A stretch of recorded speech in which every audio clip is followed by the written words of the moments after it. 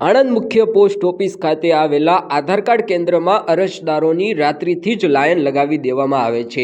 ત્યારે તંત્ર દ્વારા બોર્ડ લગાવવામાં આવ્યું છે કે આધાર કાર્ડ માટે કોઈપણે રાત્રે ગેટ પાસે આવવું નહીં, બિલકુલ પ્રવેશ કરવો નહીં। રાત્રે પ્રવેશ કરવો એક ગુનો બને છે। આણંદ શહેરમાં હાલમાં માત્ર સેવા સદન અને મુખ્ય પોસ્ટ ઓફિસમાં આધાર કાર્ડ કેન્દ્ર ચાલે છે, પણ હાલમાં આધાર કાર્ડ લિંક તેમજ મોબાઈલ નંબર, નામ સુધારવા સહિત અન્ય અપડેટ માટે કામગીરી માટે લોકોની દોડાદોડી કરવી પડે છે। હાલમાં આણંદ શહેરની મુખ્ય પોસ્ટ ઓફિસમાં આવેલા આધાર કાર્ડ કેન્દ્રમાં માત્ર 50 થી 100 ટોકન અરજદારોને આપવામાં આવે છે, જ્યારે સવારથી 300 થી પણ વધારે અરજદારોની ભીડ ઉમટી પડે છે, જેના કારણે મોટાભાગના લોકો ધરમ ધક્કા ખાવા પડતા હોય છે। ત્યારે આણંદ શહેરના એક વિસ્તારમાં રહેતા લોકો છેલ્લા કેટલાક સમયથી પોસ્ટ ઓફિસરના દરવાજો વહેલી સવારે ખુલે તે પહેલા ઝાપા કૂદીને ચંપલ મૂકીને જગ્યા રોકી જતા હોય છે, જેને લઈને સવારે અન્ય અરજદારો સાથે બબાલ થતી હતી, જેથી આખરે પોસ્ટ ઓફિસના સંચાલકો દ્વારા રાત્રિના સમયે મુખ્ય પોસ્ટ ઓફિસના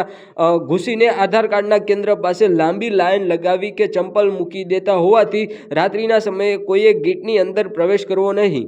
રાત્રે પ્રવેશ કરવો એક ગુનો બની ગયો છે। આમ જનતા સરળતા આધાર કાર્ડ અપડેટ કરી શકે તે માટે જિલ્લા કલેક્ટર દ્વારા તાત્કાલિક ધોરણે આધાર કાર્ડ કેન્દ્ર અને અન્ય જગ્યાએ ખસેડવામાં આવે તેવી માંગ ઉઠી છે।